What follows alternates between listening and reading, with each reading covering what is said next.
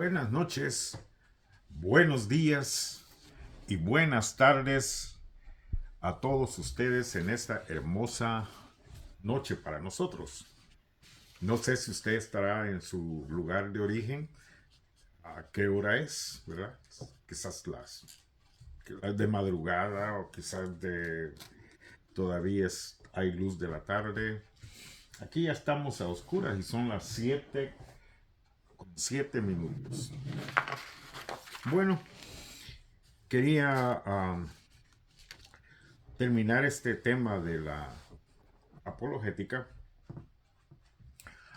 porque yo creo que es necesario que nosotros pongamos un poco más de atención a lo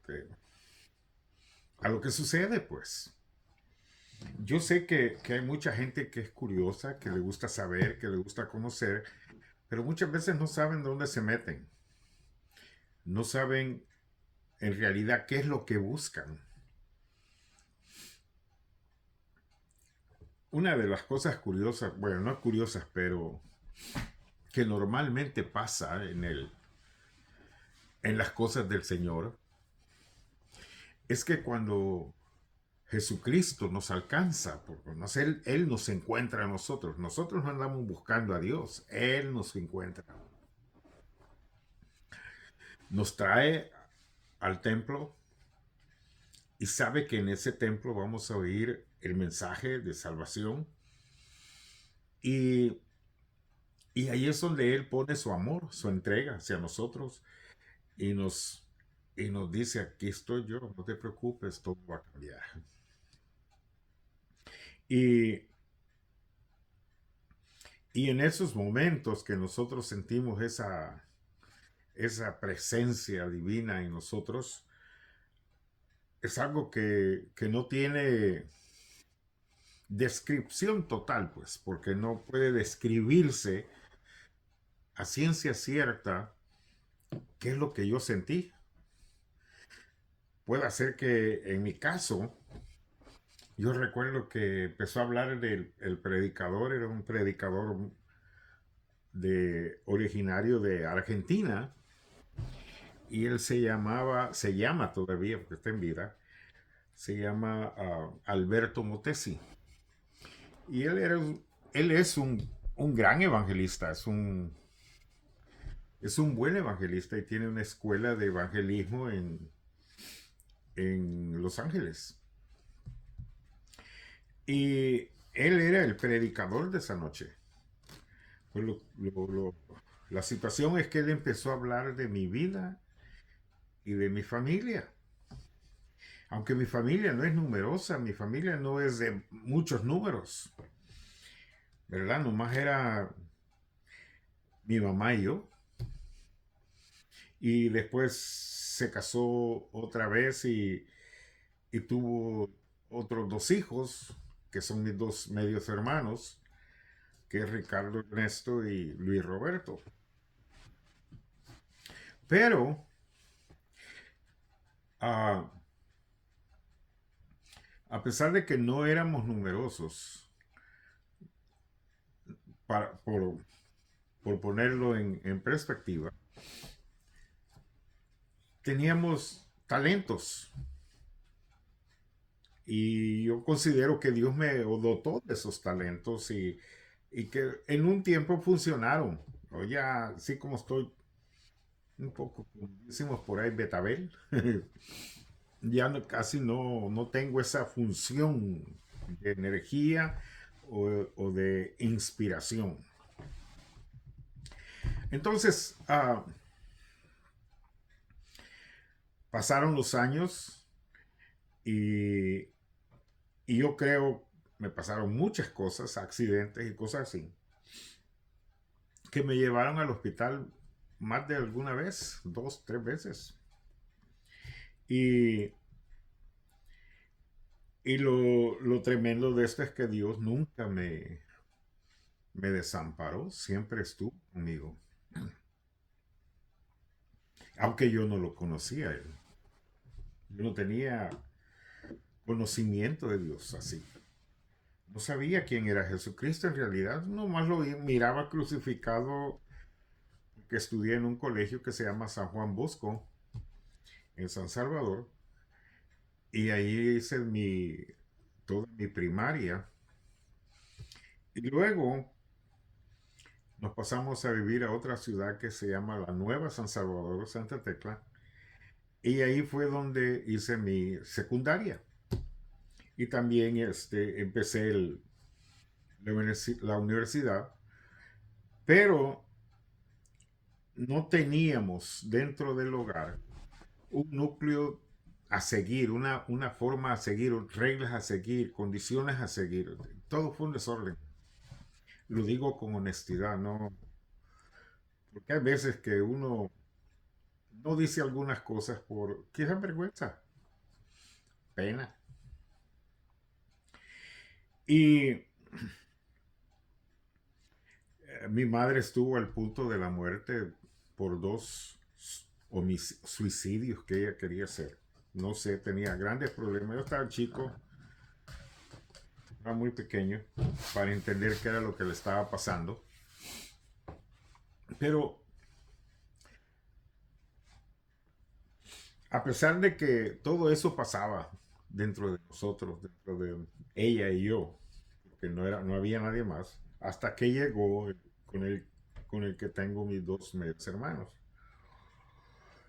Entonces ya éramos tres, ¿verdad? Mi mamá, él y yo. Ya en la otra ciudad, ya ahí fue donde nacieron Luis Roberto y Carlos Ernesto, y ellos tomaron sus propios caminos. Yo ya estaba más grande y yo tomé mi propio camino. Por la misma forma de no organización dentro del hogar. Porque ni el muchacho que se casó con mi mamá tenía orden. Y mi mamá también trabajaba mucho y le gustaba también las fiestas con sus amigas del trabajo. Porque pues, trabajaba con el gobierno, en Secretaría de Estado del gobierno de los Salvador. Y, y no había, ¿cómo se llama? Unas reglas a seguir dentro del hogar. Por eso yo quizás fui muy desordenado, muy quizás ignoraba muchas cosas. No tenía mucha formación, pues, familiar. Tenía formación intelectual, pero no formación familiar. Me metí a estudiar pintura y dibujo a los 12 años y en el 2015, 2016, perdón, 1900, uh, fue en 1965, 66 que dejé de la academia de pintura y dibujo y empecé a trabajar con el gobierno de Salvador, pero en el Ministerio de Agricultura y Ganadería. Y entonces ahí fue donde mis pensamientos, me ayudó el conocimiento que ya tenía sobre el arte, y hacía arte allí, hacía dibujos, diseños y todo, hacía un montón de cosas, fotografía, bueno, era un comodín ahí. Pero como dije anteriormente, no teníamos reglas dentro del lugar, aunque mi mamá quizás decía algo así, pero yo no le hacía caso ya estaba muy grande, ya, aunque me dijera algunas cosas, yo ya me había hecho yo solo en la calle. Ya había tomado mis propias reglas. Ya no quería que nadie me anduviera diciendo algo. Y ese fue el caso de mi mamá. Pasó el tiempo y me casé, joven de 18 años. 18, casi 19, 20 creo. Y, y la mujer la que vivía yo, que Era joven también, 17 años tenía, o 16. Total que ah, sin reglas, sin una educación familiar, sin una formación familiar, por decirlo, un desastre, tanto para ella como para mí, un desastre total. Me separé a los 3 meses de ella, nos dejamos y, y así pasó el tiempo. Pero una de las cosas que en mi vida quizás me hicieron fracasar en varios proyectos fue el alcohol, porque empecé de muy joven a tomar. Y, y yo no podía siquiera, en cierto modo, levantar mi cara con autoridad y defenderme a mí mismo, que es lo que había pasado. Me daba vergüenza. No es fácil. No sé a cuánto joven le pudo haber pasado todo eso. No sé si a usted ya, señor, le pasaron tantas cosas así, no sabe cómo fue lo que pasó y ahora está en donde está ahorita. No sabemos, tanto mujeres como hombres pasamos por las mismas quizás situaciones.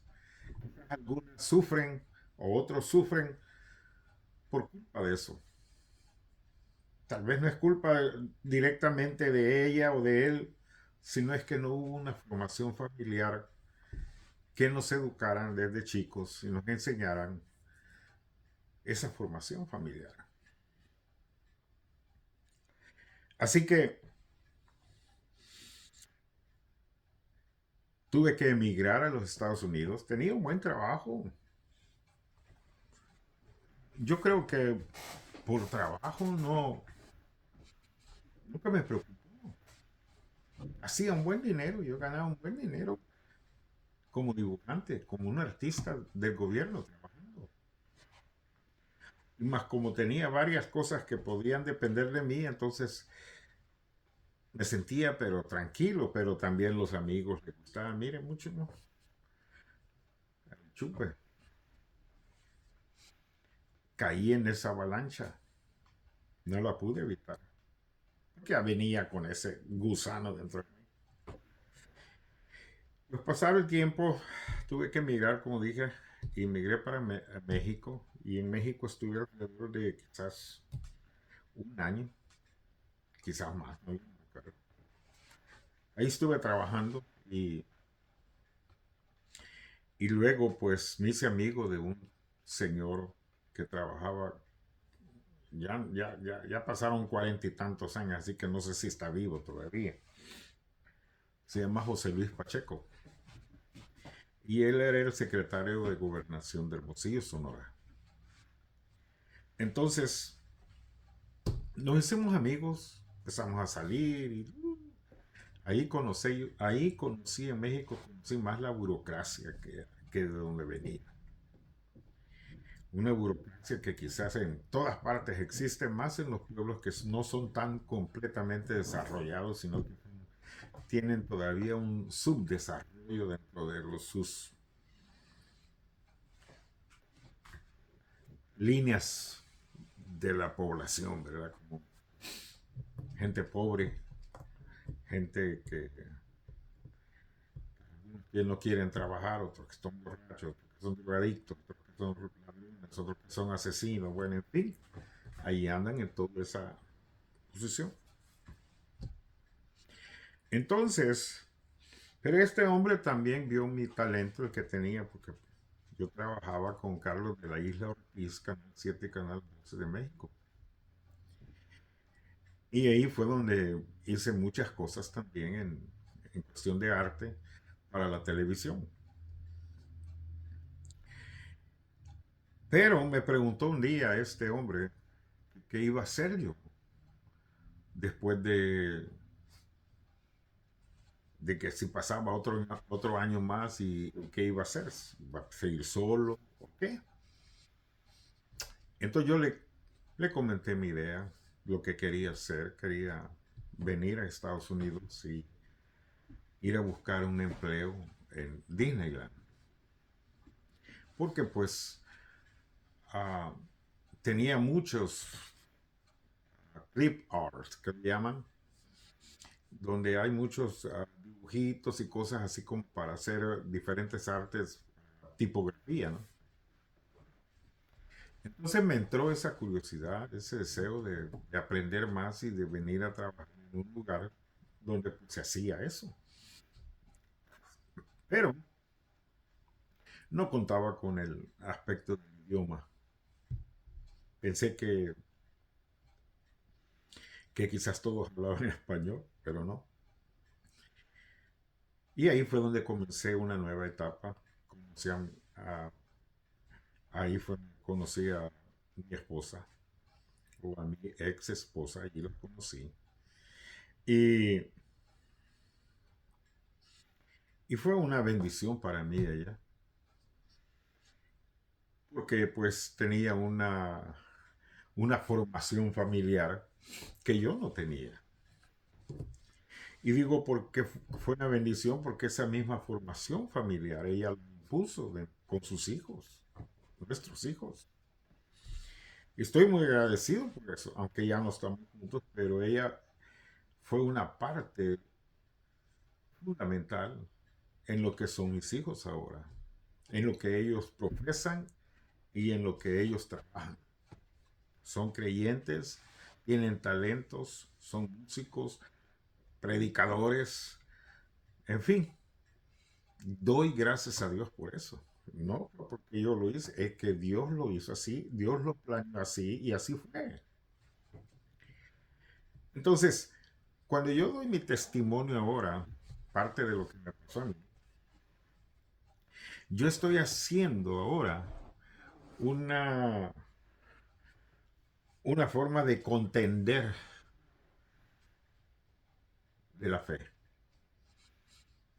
Porque si he llegado hasta aquí después de 43 años de conocer a Jesucristo, he contendido muchas veces por la fe. He contendido con testigos de Jehová. He contendido con los acruces. He contendido con los gnósticos. He contendido con los solo Jesús. He contendido con muchos. Y quizás muchos contemporáneos míos quizás me criticaron por eso, porque era muy fácil para hablar y decir cosas y quizás ofender a la persona. Tenía un cálculo, una moderación para no hacerlo. Pero no le decía, no, o sea, no maltrataba a la gente, simplemente les decía lo que le decía. Y que lo que decían ellos estaba equivocado. Y en realidad sí era. No era mentira. Años después me dieron ¿cómo se llama? El aval de decir, ¿sabes qué, José? ¿Sabes qué, Efraín? Tienes razón. Nos gustaría que estuvieras otra vez aquí y que empezáramos de nuevo una iglesia. Ya no estoy allá. Dios me trajo hasta aquí, aquí hizo las cosas y aquí nos quedamos, como dijo ah, el canal 52, aquí estamos y aquí nos quedamos. Cuando llegó por primera vez a Los Ángeles, aún antes de que llegaran, habían esos rótulos de propaganda en las calles y decía, aquí estamos y aquí nos quedamos, pero yo nadie sabía qué era lo que exactamente iba a ver. Pero después de tantos años aprendiendo, oyendo, ah, practicando, meditando y predicando también, enseñando también, ah, pude ver la mano de Dios en muchos de esos casos. Entonces mi fuerza personal, mi fuerza espiritual crecía. Así que no era tan fácil de convencer que alguien viniera y me dijera, oh no, que esto es así. No, señor. Primero vamos a ver qué dice la Biblia y entonces voy a decir que sí, mientras no. Déjame estudiar primero eso. ¿Qué dice? Sí, entonces si estoy bien, si estás bien, voy a decirte, ¿sabes qué? Tienes razón. Pero si no, no. Eso lo hacía yo antes de conocer el término apología. Y ya cuando llegué al seminario, ahí aprendí esa palabra, apologética. Y es defensa de la fe. Entonces, todas las circunstancias, todas las cosas difíciles que me pasaron, las desavenencias que me pasaron, fue como una forma sacarme de aquel montón de cosas que no servían para nada, sacarme de ahí y ponerme aquí. Nadie más que él lo pudo hacer. Yo de mí, ya le digo, yo estaba cerrado ya. Ya no, yo no tenía ya esperanza. Ya había perdido toda esperanza. Entré al matrimonio también así de la misma manera. Quizás mi ex esposa lo sabe. Pero al final del tiempo, al final de las cosas, después de casi 10 años de separación, he meditado tanto en lo que ha pasado. He meditado tanto en por qué Dios permitió esto. He meditado tanto el saber por qué esto no prosperó, esto tampoco prosperó, esto tampoco prosperó. No que sea como la espuma, no, no quiero espuma, quiero calidad. Y quizás era mi meta, ¿no? Mi propósito. Pero me encontré con el problema de lo que ahora vamos a estudiar, o de lo que estamos mirando, de que gente venía a la iglesia que eran apostólicos y que en sus iglesias predicaban de una manera y yo predicaba de otra. Y que una señora, hermana en Cristo, me dijo que ella se iba de la iglesia porque yo no la levantaba del asiento cuando predicaba. En su iglesia predicaban así quizás, pero yo no. Quizás seguía al pie de la letra lo que Pablo dijo. Prefiero decir 5 palabras con el entendimiento que 1000 sin entendimiento. Porque es verdad. Prefiero que usted me entienda con 5 palabras, sino que le predique 5 horas y usted no entienda. Entonces, esa es mi causa.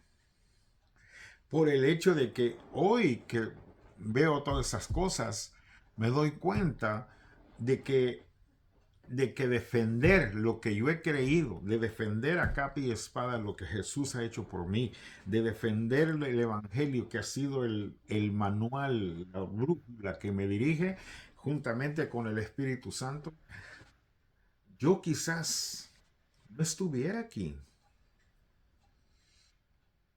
Y quizás muchos de mis contemporáneos que conocimos al Señor Jesucristo ya en los 80 y que están ahora todavía, siguen trabajando y siguen actuando para el Señor, no me dejarán mentir.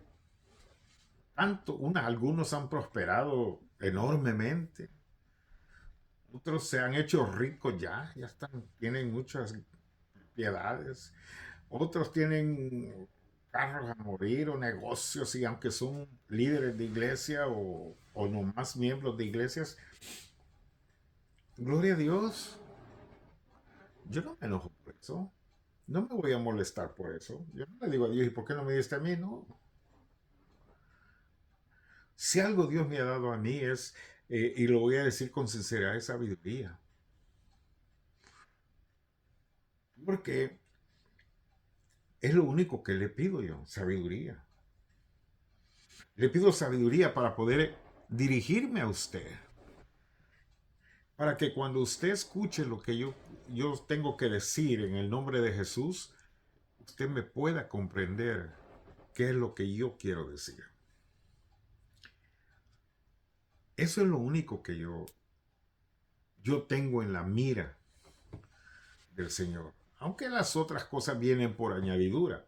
Pero esa es principalmente el objetivo ahora de estos videos. Quizás usted ha oído ha visto muchos videos de predicadores o cosas así, y quizás hay, quizás mucho mejores que lo que yo estoy haciendo. Y está bien, ¿verdad? Yo no me voy a enojar tampoco por eso. Simplemente yo quiero hacer lo mejor. Yo quiero hacer lo que de mí salga, darle lo mejor a Dios. Y defenderme y defender a capa y espada lo que Dios me ha dado a mí, con lo que me ha bendecido, y me doy por servido que hoy que veo a mis hijos grandes con sus hijos, esposas, oiga, yo ya cumplí. ¿Por qué digo ya cumplí? Porque ya los veo que tanto el consejo de un padre siempre es bueno, como el consejo de una madre también siempre es bueno. De todas maneras, ellos ya tienen un nivel de pensamiento en el Señor también, en el que ellos toman sus propias decisiones. Yo quizás cuando les hablo, los aconsejo, no les digo ni los obligo, simplemente les digo, escuchen la palabra de Dios, escuchen la voz de Dios. No se dejen ir así nomás y oír y decir amén a lo que no entienden, ¿verdad?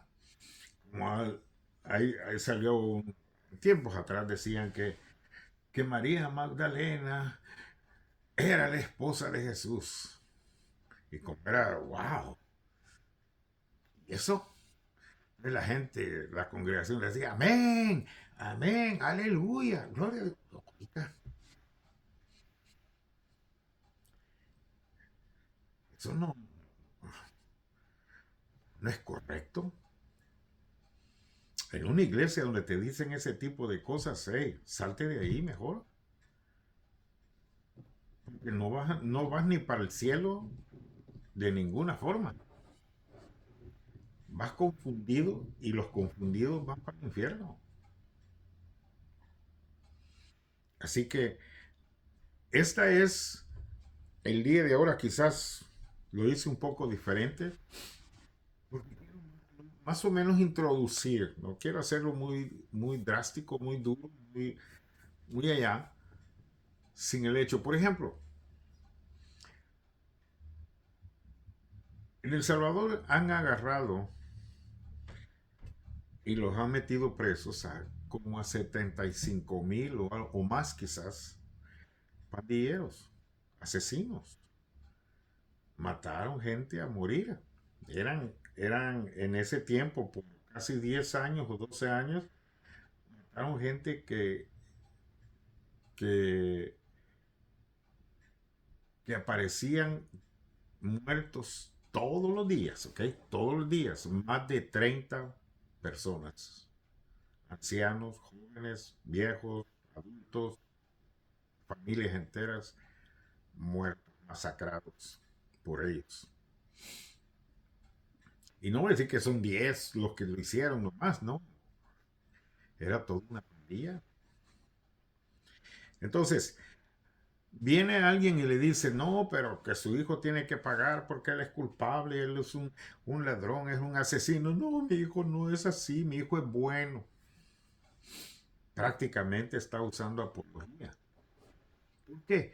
Porque está defendiendo a su hijo. Está defendiendo del lado negativo lo malo, quiere hacer lo bueno. Y no mira lo bueno que tiene la ley para con el malo. Entonces, es cuestión de meditar eso. Es cuestión de que cada uno de ustedes medite bien de la manera en que usted se está conduciendo dentro de los caminos del Señor. Y si usted es un verdadero creyente en el Señor, no se va a dejar ir